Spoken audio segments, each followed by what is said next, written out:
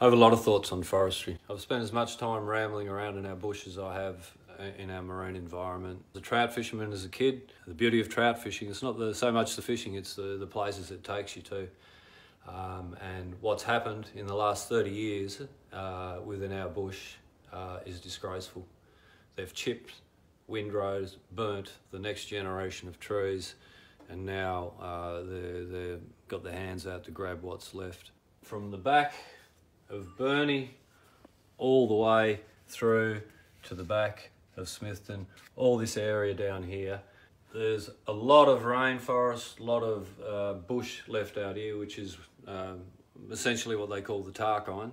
To me, the Tarkine, I don't know where it begins and ends for me. Like, I consider Rocky Cape National Park as part of the Tarkine. So, but here is what's left.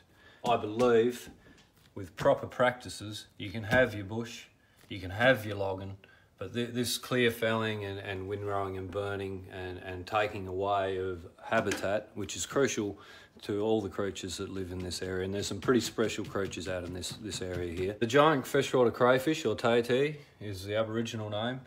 They exist in all our rivers that flow into Bass Strait.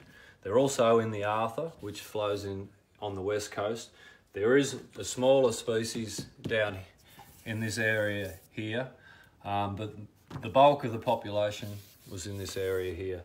They're still logging in the class 4 streams area. There's still no protection for those class 4 streams. And a lot of the nursery areas for the lobsters are now silted up through forestry, through land practices and what have you.